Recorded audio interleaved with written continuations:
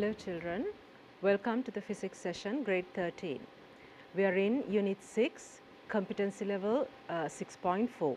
In the first couple of sessions we discussed how an electric field is produced by charged bodies, defined the field intensity using point charge. Then we spoke of using electric field lines and flux model. We introduced various electric fields produced by various charged bodies and the field intensities. Then learned that between two charged bodies there can be a mutual force using Coulomb's law. And then we came to electric potential and discussed that under potential difference charges can flow between charged bodies. Now today we are going to discuss the competency level 6.4 uses of capacitors appropriately in electrical circuits. Now first discuss what a capacitor is, which is also called as a condenser. A condenser or a capacitor is a device that stores charge, and if a charge store from one device to the other under an electric field, we know that there will be work done on it. As a result, an energy will get stored, an electric potential energy gets stored. So we can say a capacitor is a device that stores electric potential energy. Now as a result of this stored energy, the device is able to deliver the energy when connected to a circuit. So a device that delivers energy, electricity to a circuit is can be classified into two types as active devices and passive devices, passive electronic components and active components. Now, an active component is one where an energy is generated within the device and is delivered to the circuit, like for instance a battery. Car battery, lead acid accumulator, dry cell that we use are active devices. Now, a capacitor is a passive component which is able to deliver an energy but does not generate within it, instead it stores energy and then deliver. So generally capacitors are designed using plates, we call them conductors shown in the diagram, layers of conductors. In between layers dielectric medium is introduced. So a capacitor may contain several such layers which we refer to as plates, and two or more number of layers can be there. Now if we look at the physical appearance of it, it may appear in any form as such. You see cylindrical forms where the capacitor plates are rolled into a cylinder. It may appear in many forms, styles, lengths, and using different materials it may be used, it may be designed to fulfill whatever the required purpose, and as a result of its differences it will have show different properties. So if we look at the circuit symbols that we introduce a capacitor in a circuit, that's the usual symbol of a capacitor. Since it's generally constructed by two parallel plates, this introduced by two parallel lines. It's a normal capacitor. You see there is no polarity assigned to it, a plus minus polarity isn't assigned there. That's because it's a parallel plate, it can be used in either way to charge the capacitor. But there is another type of capacitor with a polarity assigned, shown by the symbol. They are called polarized capacitors. So a capacitor is a device that stores charges. So when we store the charges, we have to use it according to the polarity there. That's another type of capacitor we will see later in circuits. Then another type of capacitor are variable capacitors, indicated by the arrow. That shows that the capacitor's properties can be varied according to the requirement that it's used for. So all these represent capacitors, the devices that store energy. Now if we come to charging and discharging of a capacitor. Now we said a capacitor is a device that stores charges, stores energy, and will deliver charges in form of energy when required. So charging of a capacitor means storing charges in a capacitor. Discharging of a capacitor means delivering the stored charges to deliver the energy. Now let's see how this is done. I've taken two parallel plates. Initially the plates are not charged, they are neutral plates connected to the battery. So one to the positive, one to the negative of the battery, when you connect it, immediately an electric field sets up between the battery terminals of the battery due to the potential difference of the battery, and as a result there is a potential difference between the terminal, negative terminal and the plate, positive terminal and the plate. As a result of that potential difference and the set electric field, charges begin to flow. So, negative charges flow and store in the neutral plate, and the negative charges induces a positive charge and repel a negative charge which return to the battery. So, as a result we say a negative gets stored in this plate, a positive gets stored in that plate. It keeps continue until that point's potential become equal to that point's potential become equal to that.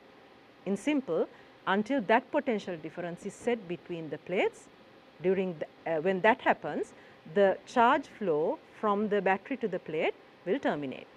So, we say then the capacitor is charged to the potential of the battery. So, each plate now store a charge Q positive, a charge Q negative is the process of charging a capacitor. Now, if you come to the same here shown in a circuit symbol, the battery circuit symbol, capacitor, parallel plates, the bulb.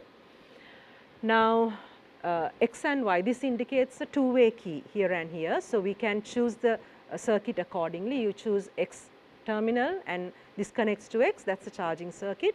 You choose Y, that represents the discharging circuit, same there.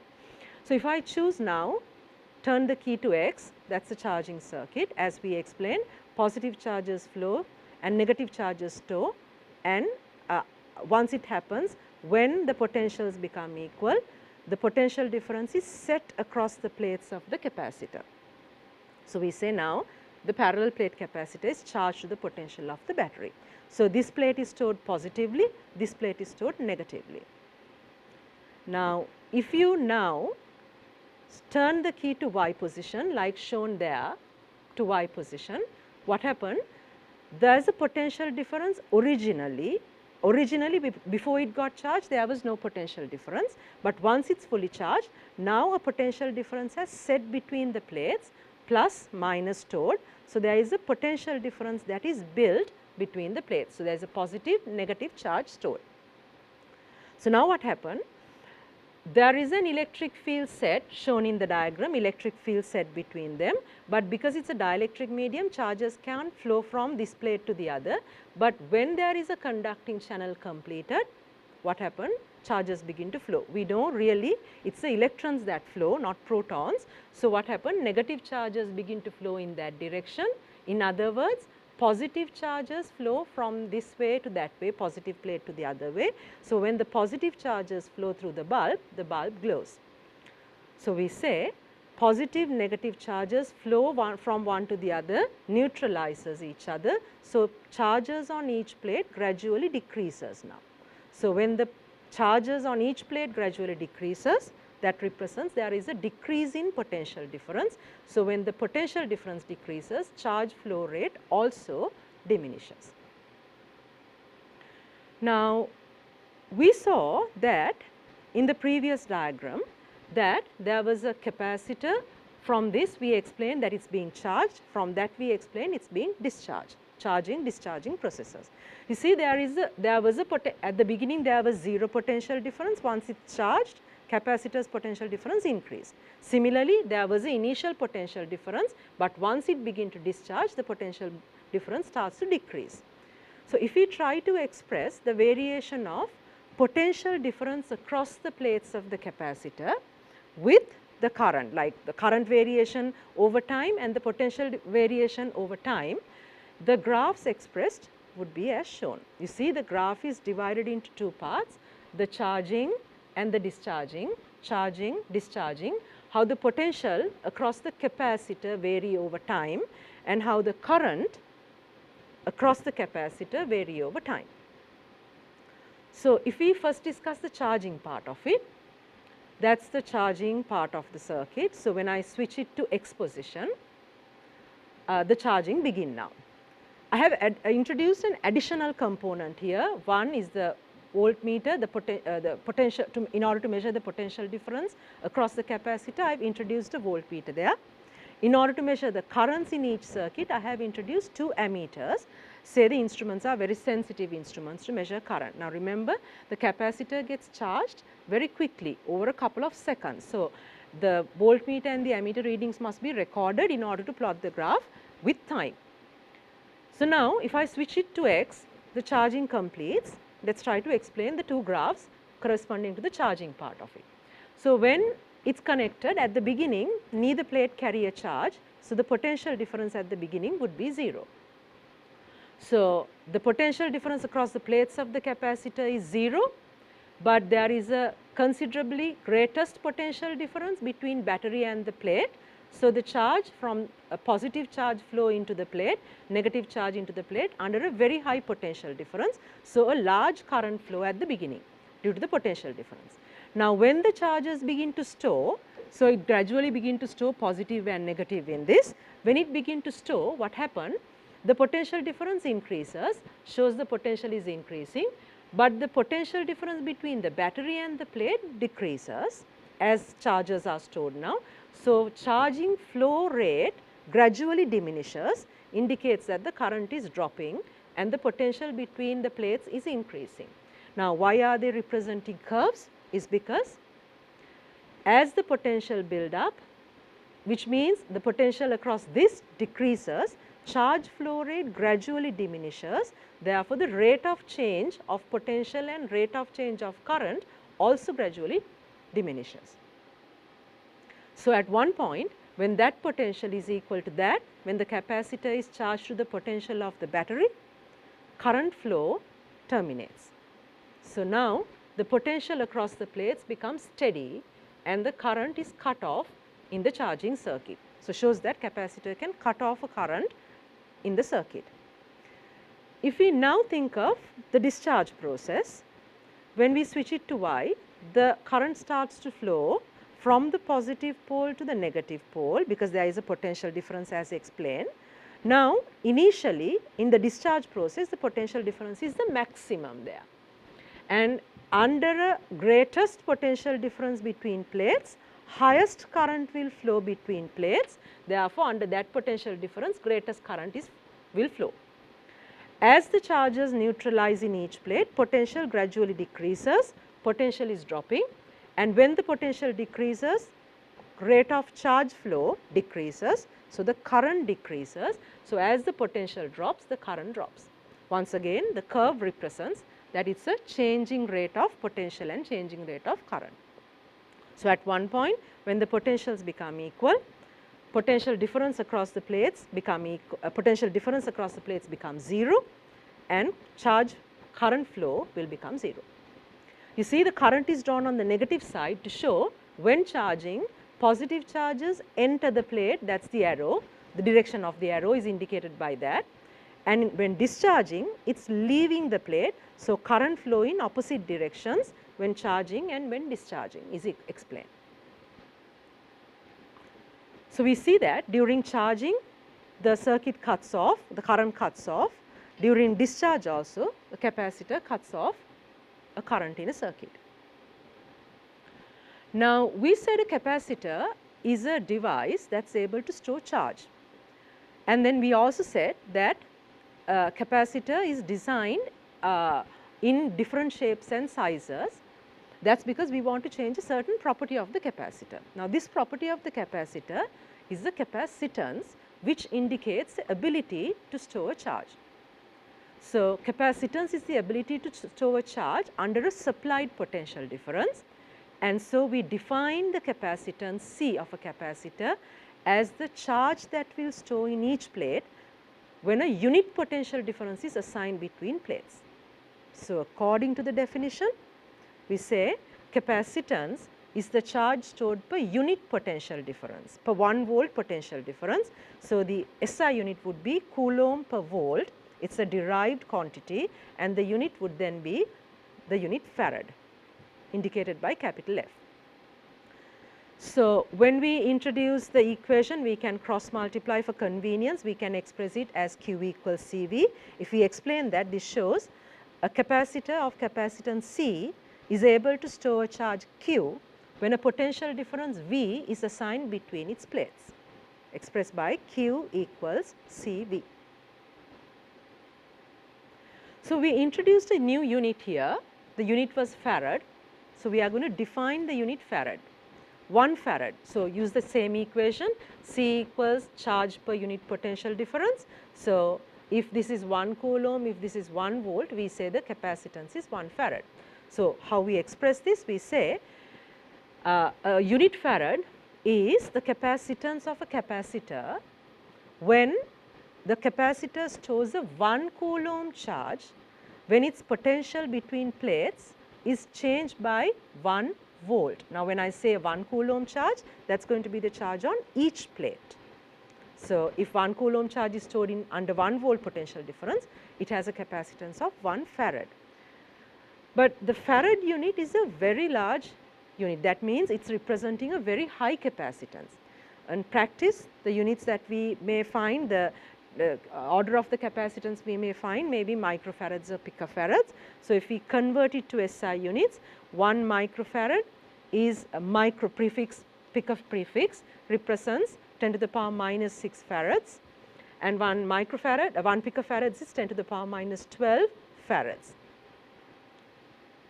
Now, we said usually the capacitors may contain 2 or more number of parallel plates, and we also said by using different material, different sizes, we can change the property. Now, we know the property is capacitance. So, how this capacitance can be changed by changing the properties should be discussed. So, let us see what factors affect the capacitance of a parallel plate capacitor. So, if we come to this, the same example we took, so nothing new here, there are 2 plates connected to the battery once again. So, positive charges, negative charges will store. At one point we say that potential will be assigned between the plates. Now, let the plates be separated with a separation D, and as we said, between the plates there is a dielectric medium, permittive medium, that means it does not transmit charge, but it transmits electric field, electric flux well. So, there is a plate area over which the charges are stored. So, plus Q store on that plate area, minus Q store on that plate area, separated by D. There is a uniform electric field built. We know this electric field is called a uniform electric field that does not vary with the length. The K permittivity of the medium, the dielectric constant can be expressed as epsilon over epsilon naught, as we have discussed before. So, if we come to the uniform electric field, how to express it, under Gauss's theorem we learned that a uniform electric field can be expressed by sigma over epsilon, where sigma represents surface charge density. Now, what surface charge density? Charge stored per unit area. So, on each plate area A, charge Q is stored. So, I can replace for this example sigma would be Q over plate area, sigma over epsilon. So, epsilon is replaced by dielectric constant K into epsilon naught. That is in a uniform electric field. Now, this electric field was set up under a potential difference between the 2 plates separated by D. So, we also know that this can be expressed by another expression with regards to the potential gradient. We know electric field intensity is the negative of the potential gradient at a point. So, in a uniform electric field, we have derived this expression before, is the potential difference V assigned between 2 plates apart by D. So, same electric field is expressed one way using the Gauss's theorem, and we also introduce the electric field using the potential gradient. Now, we equate the two. So, we come to the result V over D is equivalent to Q over A K epsilon naught, and if I further solve this, V Q upon V, now we are familiar with this definition. In capacitors we call Q over V charge stored per unit potential difference is expressed by K A K epsilon naught upon D. So, if I carry this derivation to capacitors, so that be the plates that I used, we obtained a result charge stored per unit potential difference between the plates, but we know that charge stored under a unit potential difference for parallel plate capacitors was defined as the capacitance of the capacitor. So, thereby we introduce C.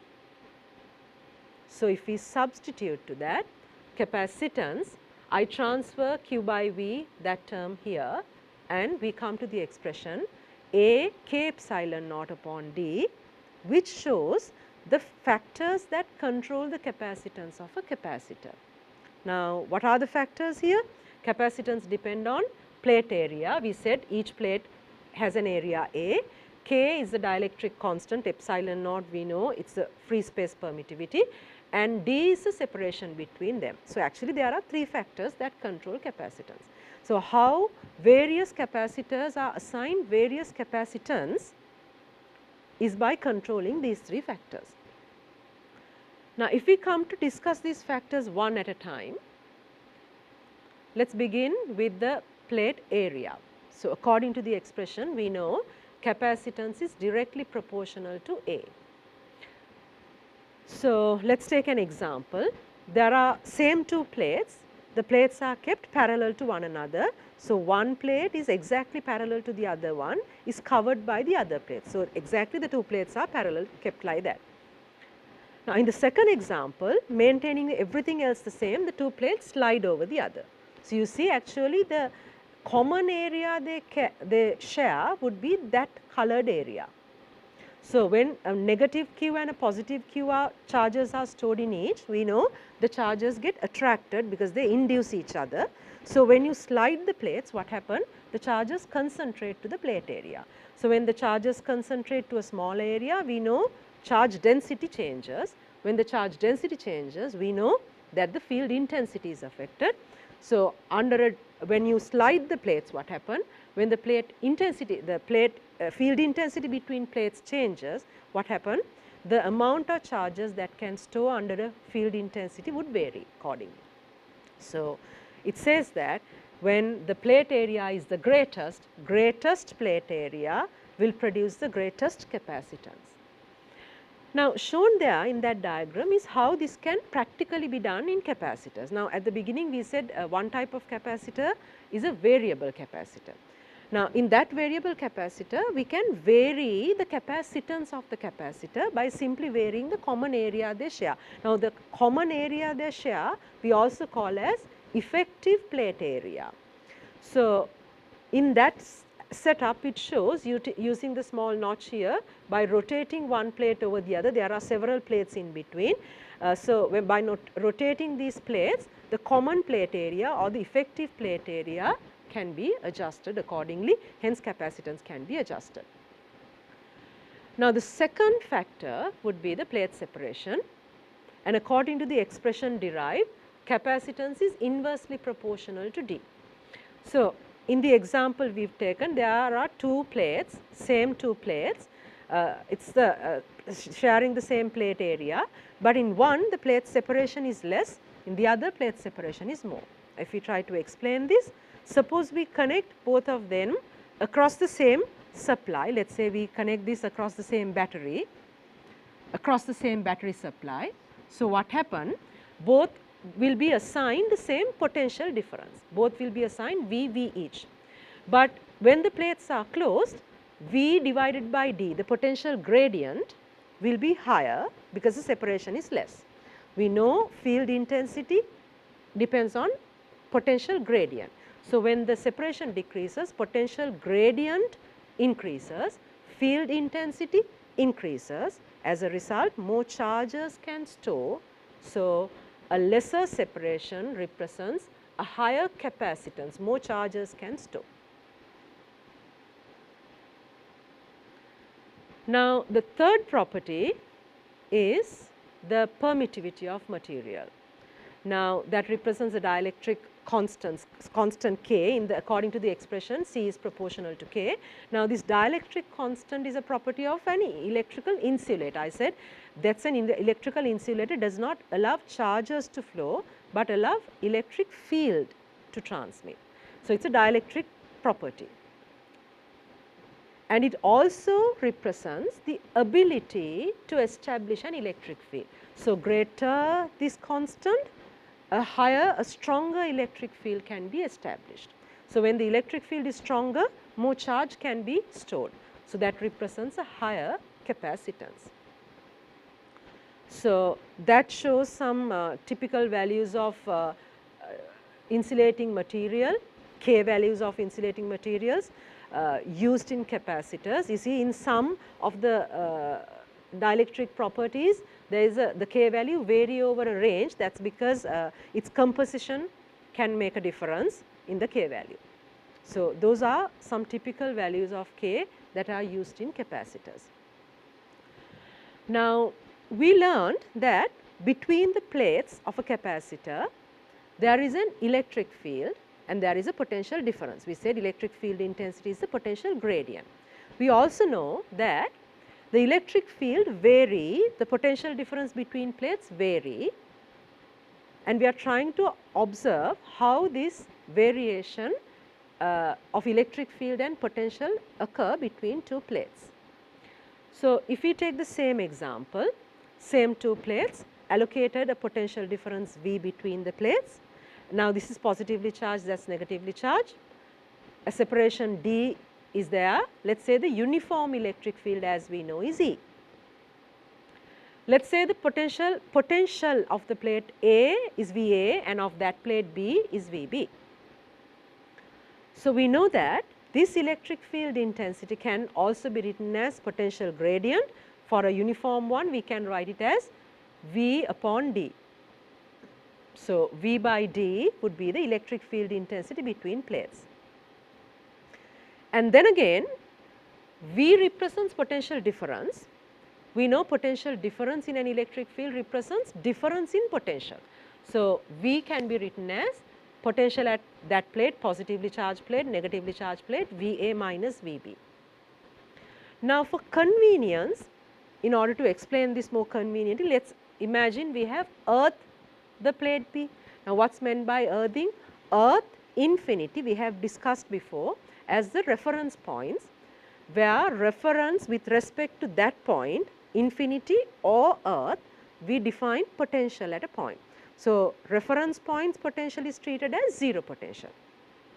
So, earth is considered to have a 0 potential. So, when we connect the earth to the plate using a conducting channel, what happened? Potential of the plate also become equivalent to that of potential of earth, 0 potential. So, if this is earth, potential of the B plate becomes 0. So, if I substitute it to the equation, that is going to be VA, VB is 0.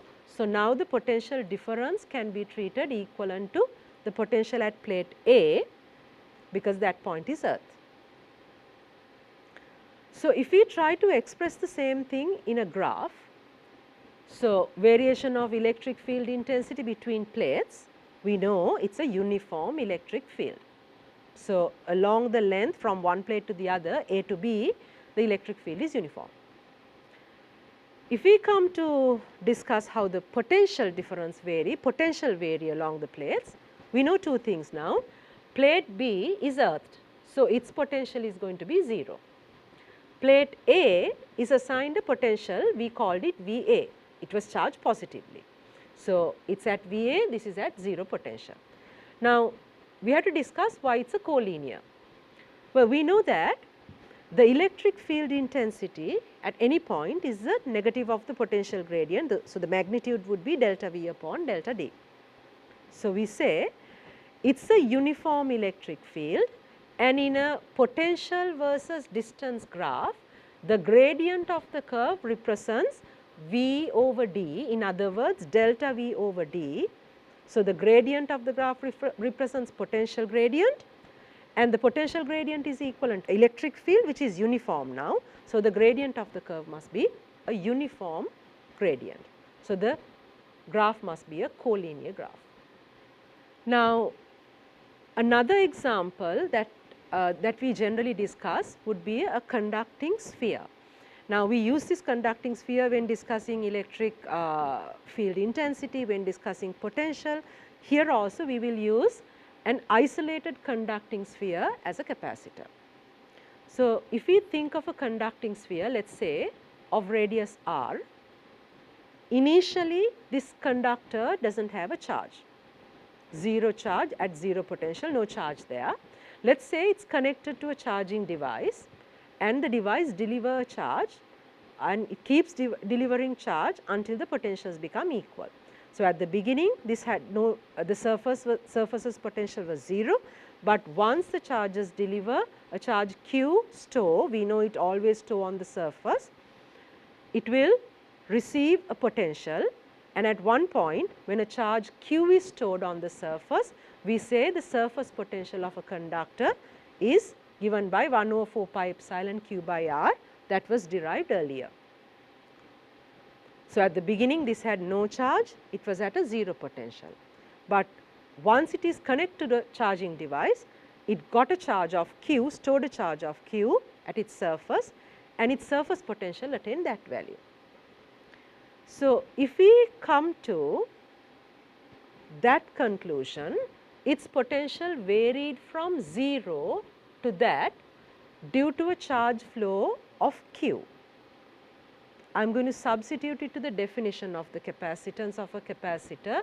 C is the charge stored per unit potential difference. So, the potential change was that. So, that value minus that value represents the same there.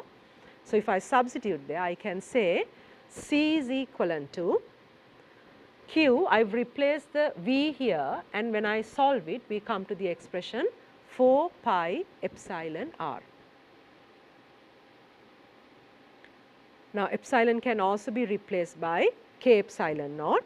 So, 4 pi k epsilon naught r. So, when you look at this, it is clear that the capacitance of such a capacitor, conducting sphere, depends on its radius, its size. So, a larger conductor is able to store more charge in it. A smaller conductor, when the radius is less, its capacitance is less. So, it is able to store a lesser amount of charge under the same potential difference. So, we come to combination of capacitors. Now, what is meant by a combination of capacitors? In a practical circuit, in order to cater some sort of a requirement, we may have to use a several number of capacitors, a couple of capacitors. Now, these capacitors may appear in various combination forms, and sometimes in order to understand it, explain certain property of the combination, we may be able to consider that the entire system of capacitors is equivalent to or can be resolved into a single equivalent capacitor. So, the combination can be resolved to express by a single capacitor. So, we call this single capacitor that is able to replace the combination an equivalent capacitor, and its capacitance the equivalent capacitance to the combination. So, practically we may have a complex connection, but when considering basic connections, we can discuss two basic combinations or two basic connections called series connection and parallel connection. So, basically capacitors may appear in series, capacitors may appear in parallel, or in a combination of all of it as a complex connection in a circuit. So, if we discuss each one separately, starting with the series combination of capacitors, how we are going to identify a combination of capacitors are series is if all the capacitors in the connection have the same charge stored in each. Let us take an example. I have C1, C2, C3 capacitors. The combination of capacitors is connected across a battery V. So, the battery provides the potential difference V, which is assigned between the capacitors. So, capacitances are each C1, C2 and C3. So, when the negative terminal is connected to one plate and the combination of capacitors, the positive connected to the other, we know negative charges flow from the battery and store negative Q here, induces a positive Q, repel a negative Q that stores here, induces a positive Q, repel a negative Q that stores here, induces a positive Q, and the negative Q return to the battery. So, this flow will continue until that potential difference is equivalent to the potential difference between the combination. You see, then it is the same charge stored in each capacitor, there can be more. So, same charge stored, such a combination is called a series combination. So, what I am going to do is remove all of that and replace it with one capacitor. We say that is equivalent to this if when connected to the same battery under the same potential difference, the single capacitor draws the same charge drawn by the combination. So, this combination has drawn a charge Q, this also draws the same charge, that is equivalent to this. So, if we now substitute to each one of them using Q equals CV, its form, some subjecting V there, V1 would be Q over C1, V2 would be Q over C2 and V3 would be Q upon C3 for each capacitor, and for the equivalent V potential difference is equivalent to charge stored Q divided by C. So, net potential difference in an electric field is always given by the sum of potential differences across this V1, across this V2, across this V3. So, thereby in an electric field, net potential difference is the sum of potential differences. Say there are many combinations, the combination has many number of capacitors, can continue. So, if we substitute now to V1 Q over C1, to V2 Q over C2, V3 Q over C3 so likewise, and to V Q upon C, the common Q cancels off, we come to the expression given for a series combination of capacitors. So, that C represents equivalent capacitance, we can determine the value of that using that result. If you now come to the parallel combination, how do we know a combination is parallel? Is when all capacitors in the combination will be charged to the same potential, earlier to the same charge, now to the same potential. So, taking an ideal example, say there are C1, C2, C3 capacitors, C1 is connected across C2 and that is connected across C3, all three of them are connected across the poles of the battery. So, the battery delivers a negative charge. At that point, the negative charge, the charge that flow will get divided and again the charge will get divided. So, you see it is delivering a charge Q, but this gets a Q1 charge, this is delivered a Q2, this is delivered a Q3. But when a potential difference V across the battery is set between the plates, it is the same potential difference across this, it is the same across that. So, then the current flow terminates. So, we say now each stores different charges under the same potential, it is a parallel combination. So, I can replace all that with a single capacitor, and when we do that, if it is the equivalent one to the combination, it should draw the same charge Q from the same supply. So, we say now the single capacitor of capacitance C draws a charge Q. So, if we substitute to each, Q equals CV, Q1 equals C1V for the first, Q2 equals C2V for the second, Q3 equals C3V for the third capacitor. Then for the equivalent capacitor, we can say charge Q that is delivered from the battery at both times is equivalent to C under the same potential difference. Well, we saw the charge Q divided into branches. So, the net charge Q is the sum of charges delivered. There can be more number of capacitors, and if we substitute to each, we get to Q1 C1V likewise.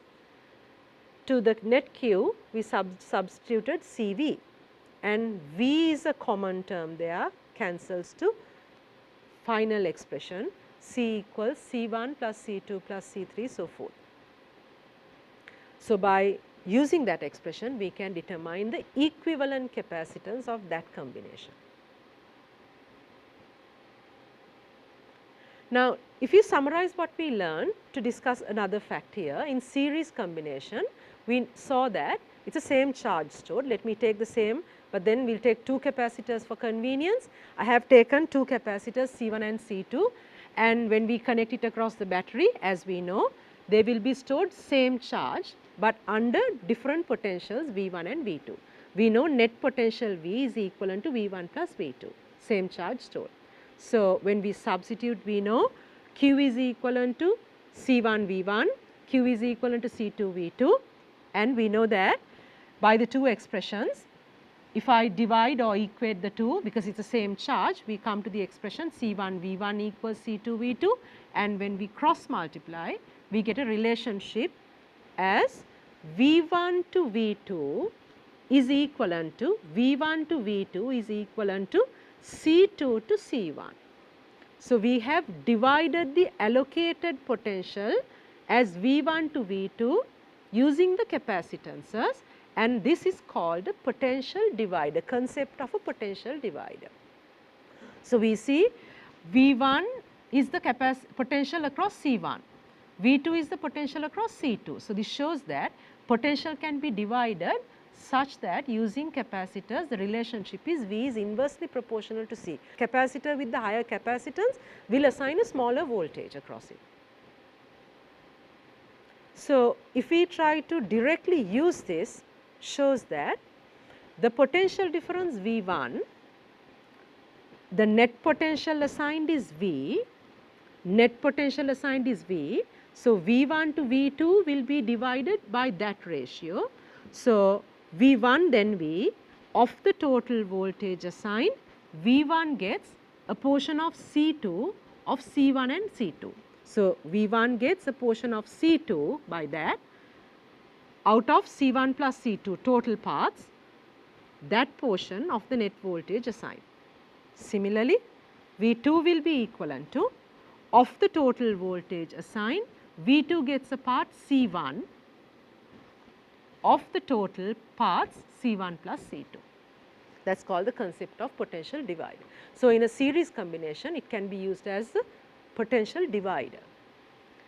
Now, in a parallel combination similarly, it is the same potential difference assigned. So, in a parallel combination C1, C2, two capacitors, it is the same potential assigned between them, but different charges stored. Now, earlier we used the capacitances to divide potential. Now, it is the charge that gets divided under the same potential. So, if we substitute to see the result, Q1 is C1V, same V, Q2 is C2V, and if we divide the two, we get charges Q1 to Q2 will get divided based on the capacitances C1 to C2. Charges Q1 to Q2 will get divided based on the capacitances C1 to C2. In other words, Q1 is the charge stored on C1 capacitor, which means it is proportional to C. So, higher capacitance shows that it is able to store more charge. Now, that is a charge divider, concept of charge divider. So, if we use it here, I can say if the total charge delivered is Q, Q1 will get out of the total charge, Q1 gets a part of C1 out of the total path C1 plus C2 of the net charge delivered.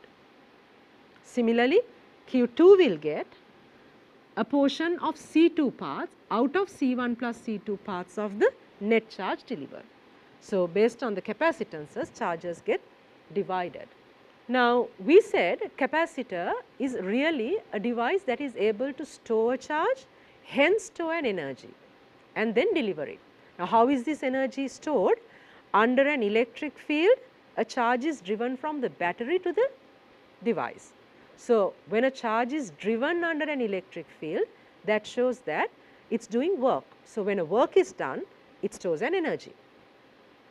So, if we take an example here, a charge Q has been driven from the battery to the capacitor under a potential difference V, and so under an electric field the work done will be stored as energy, and once it is disconnected from the battery, it is able to deliver this energy in return to a circuit. So, let us take an example. Let us say there is an uncharged capacitor whose, if it is uncharged, there was initially a zero potential difference between plates, and then when it is connected to a battery, the battery will deliver a potential until the plates are charged to a potential V. So, we can say initial potential difference between plates of the capacitor was 0 and battery delivers a charge until the potential difference become V. You can also argue this in the other way. We can say at the beginning between the battery and the capacitor, the potential difference was a maximum V. But once the capacitor is fully charged, its potential difference between battery and the capacitor is 0. So, that is the variation for the capacitor plates, and the variation for the battery and capacitor would be the other way. So, however, a charge Q gets delivered under a potential difference is the work done is expressed by the equation work done is Q delta V. So, under a potential difference delta V, a charge Q is delivered. Now, what is the potential difference under which this charge was flowing? At the beginning it was 0, but gradually potential was building and finally the final potential came up to V. During the entire change the charge was flowing. So, how can I assign for that? It was a varying potential difference.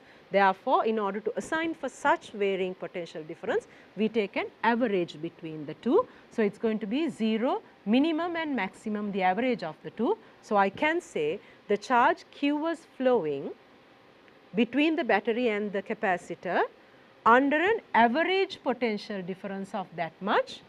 So, if we substitute to that, the work done would be the energy stored in the capacitor is Q charge was flowing under a potential difference of V by 2. So, we express it as half Q V, and by replacing Q equals CV, Q equals CV for a capacitor, we can also express it as CV squared replacing Q, replacing V, we can also express it as half Q squared upon C. So, that is different ways you can express the same equation.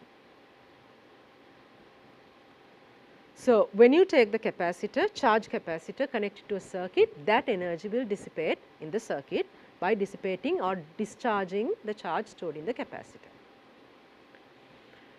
So, for what purposes do capacitors use? We saw that a capacitor is able to store energy. So, it is used as a energy storage bank. So, capacitor is an energy storage bank. Also, we saw the capacitor is able to charge, discharge, charge, discharge. So, in a way at one point it cuts off the current in the circuit. So, we say that it is a device that store an energy by charging and discharging, and it cuts off a DC current. So, therefore, we can use a capacitor as a filter to filter DC current and allow only AC component in a signal, and we can measure the AC component in signal because AC component means alternative. The polarity of the current will vary, positive negative polarity vary, and the capacitor also respond as a charging discharging process. So, that is the purpose of main uses of capacitors in circuits. So, if we come to a problem, let us take this. We have 3 capacitors in our circuit.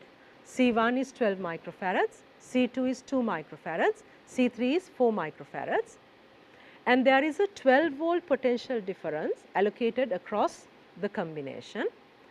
You are asked to determine equivalent capacitance between AB. So, if I can replace a single capacitor, this combination by a single capacitor, what is its capacitance? Potential difference across each capacitor. So, this potential difference is the same. Charge stored on each capacitor, total electrical energy stored on the capacitors. So, in the system how much electrical energy is stored. So, let us begin by the first part. We are given the values. Let us put the values in our circuit. So, C1 capacitor is 12 microfarads, C2 is 2 microfarads, C3 is 4 microfarads, and we have allocated a 12 volt across the combination. Now, let us see, to find the equivalent capacitance, we have to find out whether they are in series or parallel. So, the negative will deliver a negative charge, the positive will deliver a positive charge Q, let us say, and when this negative charge approaches, it is going to divide into the 2 branches. This will store a minus Q1 and a minus Q2 in each plate. So, you see the charges gets divided. So, they are not storing the same charge, they are not series. But when this is a minus Q1, this stores a plus Q1 and this will store a plus Q2, and the minus Q1 and the minus Q2 will deliver into that. So, the entire minus Q will get stored here and a plus Q will get stored here. So, we say that this stores different charges, but when this is charged to a potential, this will also charge to the same potential, but they will store different charges. So, it is clear that these two are parallel. This and this are not in series because they are not charged by the same charge, neither are they have stored different charges, but these two are parallel. So, therefore, I can solve that first. I can replace those two by a single capacitor. So, a parallel combination between dB points CdB, equivalent capacitance would be by the equation C2 plus C3, sum of capacitances. 2 plus 4 gives me 6 microfarads, and so this equivalent capacitance would be 6. So, that means I can replace that part with a single capacitor C4 whose capacitance is 6 microfarads. Now, if I deliver the charge from the battery Q minus here, the minus Q will store here, the plus Q here, a minus Q refused, like the positive Q is induced, minus Q is repelled, stored here, plus Q. We see it is the same charge that is getting stored, which means in other words that it is a series combination. So, I can now solve this to a series, replace it with one capacitor. These two are in series. So, I am going to find that capacitance using those two. For a series combination, 1 upon C, 1 over C1 plus 1 over C2, one capacitance is 12, the other is 6, and when we subject solving C, we get its equivalent to 4 microfarads. So, the first part, equivalent capacitance between A, B would be 4 microfarad capacitor. So, you see I can replace that by that, or in reverse I can replace once again by those two if I want. So, that potential difference is the same as that potential difference, which I am going to use for the next part. So, the potential difference across each capacitor, let us see. I have C1 and the equivalent of C2 and C3, let it be V1 and V2. We know it is a series combination. So, therefore, we say in a series combination, as we have learned, same charge gets stored in it, and we learned by the potential divide concept that V1 to V2 is equivalent to V1 to V2 is equivalent to C2 to C1. So, by that V1 to V2 will be that gets that and that gets that, as a result inversely proportional. V1 to V2 would be 6:12. So, when we solve it, V1 to V2 is equivalent to 1:2, which means if I replace this by C2 and C3, same V2 potential difference will be assigned between them. So, if I calculate V1 and V2 separately, like I explained earlier, V1 will be, since the ratio is 1:2, out of the total voltage 12 volts allocated, V1 gets 1 part, out of 2 plus 1 3 parts. So, it is going to get 4 volts.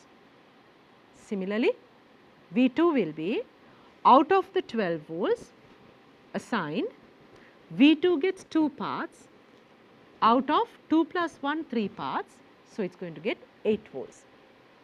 So, it is a potential divider that got divided based on the capacitances and the charge stored on each capacitor. So, it's, if I put all the things I have found so far, that is 4 volts, that is 8 volts, so is that 8 volts. Capacitances are given. So, easily by Q equals CV, by substitution we can get the capacitance.